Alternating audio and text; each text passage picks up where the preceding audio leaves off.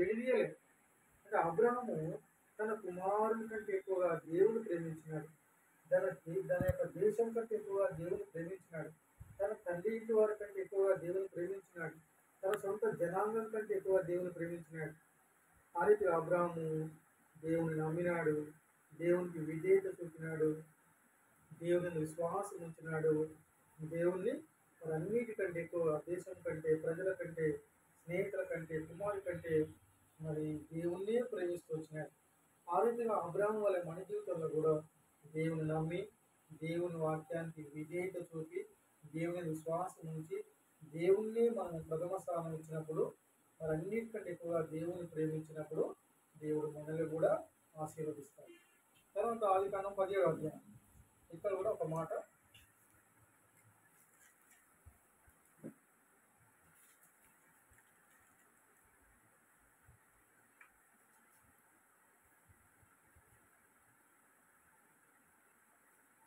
పదిహేడవ అధ్యాయంలో మరి మొదటి చదవండి.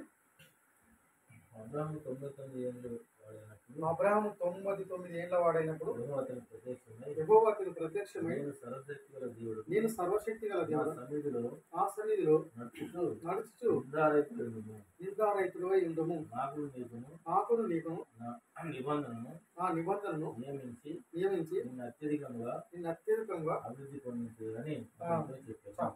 కాబట్టి అబ్రహాముతో దేవుడు చెప్తూ వచ్చినాడు. మరి 99 ఏళ్ళప్పుడు ఒక మాట అన్నాడు దేవుడు, నేను సర్వశక్తి గల దేవుడను. ఎందుకంటే సర్వశక్తి గల దేవుడు. కాబట్టి ఏమన్నాడంటే, నీవు నిందారహితుడిగా ఉండాల, నా సన్నిధిలో నడుచుచు నిందారహితుడిగా ఉండాల. అప్పుడు ఏమన్నాడు దేవుడు, నేను అత్యధికంగా అభివృద్ధి పొందిస్తాను చెప్తూ వచ్చినాడు. కాబట్టి మన జీవితంలో కూడా రహితంగా ఉండాలి. ఎలాంటి నింద ఉండద్దు. దేవుడి మాట వినాలా, మరి వాక్యం ప్రకారం నడుచుకోవాలా, సేవకుడు చెప్పినట్టు కూడా వినాలి. కాబట్టి మన జీవితంలో కూడా నిందారహితంగా, నింద లేకుండా మనం చూసుకోవాలి, ఎక్కడ తప్పిపోకుండా చూసుకోవాలి. మరి నిందారహితముగా, కొంతమంది వాక్యానుసారంగా ఉండరు, కొంతమంది వాక్యాన్ని అనుసరించరు, రకరకాల నిందలు ఉంటాయి. కొంతమంది సేవకుని లెక్క చేయరు, కొంతమంది ఉన్న సేవకుని వదిలిపెట్టి వేరే సేవకుని అన్ని ప్లాన్ చేస్తూ ఉంటారు, రకరకాల నింద. కాబట్టి మన జీవితంలో కూడా ఎలాంటి నింద ఉండొద్దు.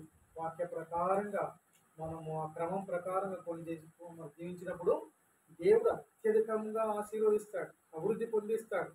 మన జీవితంలో మరి దైవికంగా మరి వాక్యాన్ని అనుసరించి జీవించాలి, ఎలాంటి నింద లేకుండా చూడాలా. అప్పుడు దేవుడు అత్యధికంగా అభివృద్ధి చేస్తాడు. చివరి వచనము ఆదికాండం 24 మొదటి వచనం చదవండి. అబ్రహాము బహుకాలం అన్ని విషయంలో యెహోవా అబ్రహామును ఆశీర్వదించాడు. కాబట్టి ఆదికాండము 12లో దేవుడు ఏమన్నాడు అబ్రహాముతో, నిన్ను ఆశీర్వదిస్తాను, నీ నామమును గొప్ప చేస్తాను, నిన్ను ఆశీర్వదిస్తాను, నీ నామాన్ని గొప్ప చేస్తాను, నిన్ను అందరికీ ఆశీర్వాదంగా ఉంచుతా అన్నాడు 12వ అధ్యాయంలో. 17వ అధ్యాయంలో ఉన్నాడు దేవుడు, నువ్వు నిందారహితుడిగా ఉండు, వాక్యానుసారంగా జీవించు, నిన్ను అత్యధికంగా అభివృద్ధి పొందిస్తా అన్నాడు. 24వ వచనంలో దేవుడు ఏం చేసినాడంటే, అబ్రహామును అన్ని విషయాల్లో దేవుడు ఆశీర్వదించినాడు. అబ్రహాముని ఆశీర్వదించే దేవుడు మన జీవితంలో కూడా ఆశీర్వదిస్తాడు. మన జీవితంలో కూడా మన ప్రతి అవసరం తీరుస్తాడు, అన్ని విషయాల్లో ఆశీర్వదిస్తాడు. అబ్రహాము దేవుడే మన దేవుడు. కనుక మనము మరి వాక్య ప్రకారంగా జీవించినప్పుడు, ఆయనకు విధేయత చూపినప్పుడు, ఆయనకు ప్రథమస్థానం ఇచ్చినప్పుడు, మరి ఆయన విశ్వాసం ఉంచినప్పుడు దేవుడు ఆ రీతిగా మనల్ని ఆశీర్వదిస్తాడు. చివరిగా రోమపత్రిక ఈ మాట చదువుకొని మనం ప్రార్థన చేసుకుందాం.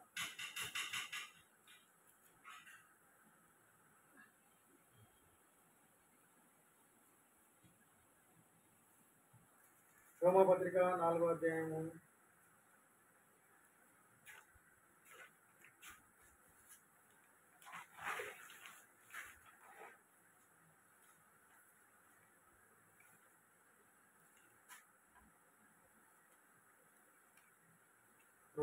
4వ అధ్యాయము 23-24 చదవండి. 23-24. అది అతనికి ఎంతలోనని అతని నిమిత్తం మాత్రమే కాదు కానీ ఉమ్, మన ప్రభుని యేసు వాని యందు ఉమ్. విశ్వాసం ఉంచిన మనకును ఎంచబడినని మన నిమిత్తము కూడా వ్రాయబడను. చాలు. ఈ వాగ్దానములన్నీ కూడా కేవలం అబ్రాహం గురించి కాదు, ఇక్కడ అబ్రాహం గురించి చెప్తా ఉన్నాడు దేవుడు. కాబట్టి అందుచేత అది మరి అతనికి నీతిగా ఎంచబడను, అది అతనికి ఎంచబడనని మరి అతని నిమిత్తము మాత్రమే కాదు కానీ మన ప్రభు అయిన యేసును మృతుల నుండి లేపునేవని విశ్వాసం ఉంచిన మనకును ఎంచబడనని మన నిమిత్తం కూడా వ్రాయబడింది. ఇందులో ఉన్నటువంటి వాక్యాలు కేవలం అబ్రాహం నిమిత్తం కాదు, ఈ వాక్యాలు మన నిమిత్తం కూడా వ్రాయబడినాయని దేవుడు చెప్తూ వచ్చినాడు. ఇందులో అబ్రాహము 21వ వచనం చదవండి. ఇది అధ్యాయం 21వ వచనం. దేవుని మహిమపరిచి ఆయన వాగ్దానము చేసిన దాన్ని నెరవేర్చుటకు సమర్థుడని రూఢిగా విశ్వసించి విశ్వాసం వల్ల. కాబట్టి కేవలం అబ్రాహం నిమిత్తమే కాదు ఈ వాగ్దానాలు, ఈ వాక్యం మన నిమిత్తం కూడా. కాబట్టి దేవుడు చెప్పిన మాట ఏంటంటే మన నిమిత్తం కూడా వ్రాయబడెను. అబ్రాహం ఏం చేసినాడు? దేవుని మహిమపరిచి ఆయన వాగ్దానం చేసిన దాన్ని నెరవేర్చడం రూఢిగా సమర్థుడని విశ్వాసం వల్ల బలం పొందినాడు. కాబట్టి ఈ వాగ్దానం చేసిన వాడు నమ్మదగిన వాడు. ఈ లేఖనాలు వాగ్దానాలు మన నిమిత్తం కూడా ఉన్నాయి.